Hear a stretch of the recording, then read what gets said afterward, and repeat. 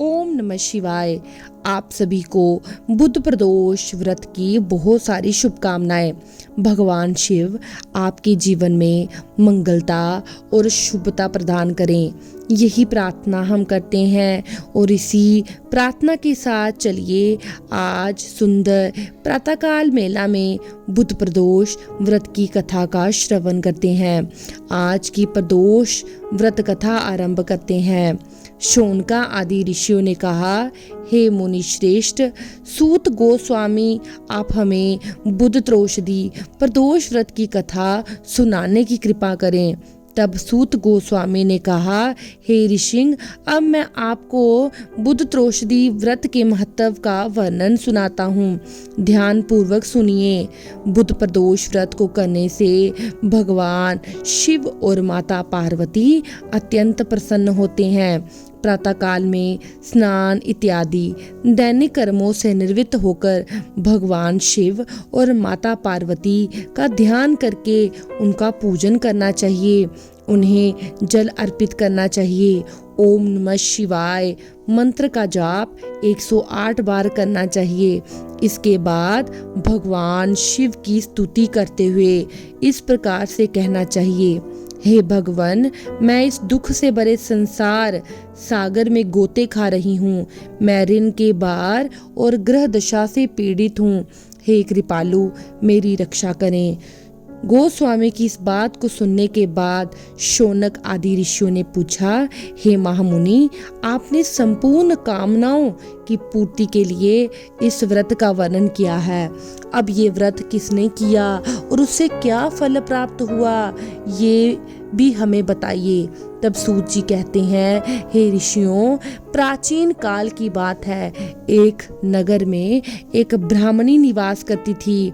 उसके पति का देहांत हो चुका था। उसका कोई सहारा या आश्रय नहीं था। इसलिए प्रातःकाल होते ही वे अपने पुत्र के साथ भिक्षा मांगने के लिए निकल पड़ती थी। जो भी भिक्षा प्राप्त होती उसी से वे अपना और अपने पुत्र का भरण पोषण करती थी। एक दिन ब्राह्मणी भिक्षा लेकर वापस लौट रही थी। उसी समय मार्ग में उसे एक बालक मिला। उसकी स्थिति अत्यंत दयनीय थी। ब्राह्मणी को उस बालक पर दया आ गई। वो उसे अपने साथ घर ले आई। वह बालक वास्तव में विदर्भ का राजकुमार था। पड़ोसी राज्य के राजा ने उसके पिता पर आक्रमण करके उसके राज्य पर आधिपत्य स्थापित कर लिया था। इसलिए वो इतनी दयनीय स्थिति में था। ब्राह्मणी अपने घर पर उसे रखकर अपने पुत्र की ही भांति उस राजकुमार का लालन पालन करने लगी। एक समय उस ब्राह्मणी का पुत्र और वह राजकुमार खेल रहे थे। उसी समय वहां गंधर्व कन्याओं का आगमन हुआ और वे राजकुमार पर मोहित हो गई। ब्राह्मण कुमार तो घर लौटकर वापस आ गया, लेकिन राजकुमार उसी स्थान पर अंशुमती नामक गंधर्व कन्या से बातचीत करने लगा। दूसरे दिन अंशुमती अपने माता पिता को राजकुमार से भेंट करवाने के लिए लेकर आ गई। अंशुमती के माता पिता भी राजकुमार को देखकर अत्यंत प्रभावित हुए। कुछ दिवस बाद अंशुमती के माता पिता को भगवान शिव ने दर्शन दिए और उन्हें अपनी कन्या का विवाह राजकुमार से करवाने का आदेश दिया। शिव जी के कथन अनुसार उन्होंने अंशुमती का विवाह राजकुमार से करवा दिया। ब्राह्मणी को ऋषियों से ये आज्ञा प्राप्त हुई थी कि वह सदैव प्रदोष का व्रत करती रहे। उस ब्राह्मणी को इस व्रत के फल स्वरूप ही राजकुमार ने गंधर्व राज की सेना की सहायता से अपने राज्य विदर्भ के शत्रुओं को परास्त कर दिया और अपने पिता का राज्य पुनर्प्राप्त करके सुखपूर्वक शासन करने लगा। राजकुमार ने ब्राह्मण कुमार को अपना प्रधानमंत्री बनाया।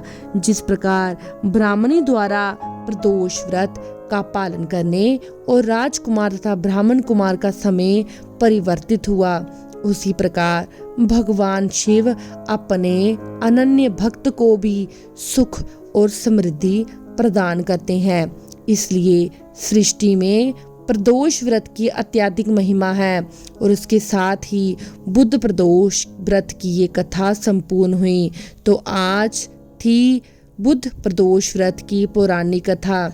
मैं आशा करती हूँ कि आज बुध प्रदोष का व्रत आप सभी ने रखा होगा। संध्या काल में भगवान शिव की पूजा अर्चना करनी चाहिए, कथा का पुनर्श्रवण करना चाहिए।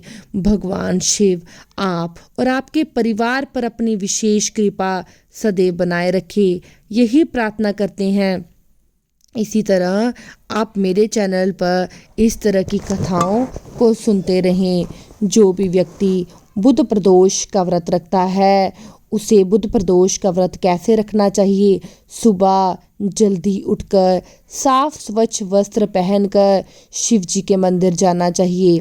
शिव जी पर दूध, दही, गंगा जल, शहद का जल अभिषेक करना चाहिए और बेलपत्र के वृक्ष पे भी जल अर्पित करना चाहिए। माना जाता है कि प्रदोष का व्रत भगवान शिव और माता पार्वती को समर्पित होता है। भगवान शिव एक सादे जल से ही अपने भक्तों पर प्रसन्न हो जाते हैं और इस दिन प्रदोष व्रत की कथा सुननी चाहिए, दूसरों को सुनानी चाहिए और शिव मंदिर में एक दीपक अवश्य लगाना चाहिए। हो सके तो बेलपत्र के वृक्ष के पास भी इस दिन जो दीपक है वो जलाना चाहिए। जो व्यक्ति प्रदोष काल का व्रत करता है, भगवान शिव और माता पार्वती की कृपा दृष्टि उन पर सदैव बनी रहती है। इस दिन शिव चालीसा का पाठ करें, भगवान शिव और माता पार्वती की आरती अवश्य करें। जिन सभी ने प्रदोष का व्रत रखा है उन सभी को बहुत सारी शुभकामनाएं। और प्रदोष काल के व्रत में जब शाम के समय और दिन के समय शिव माता पार्वती की आरती अवश्य करें।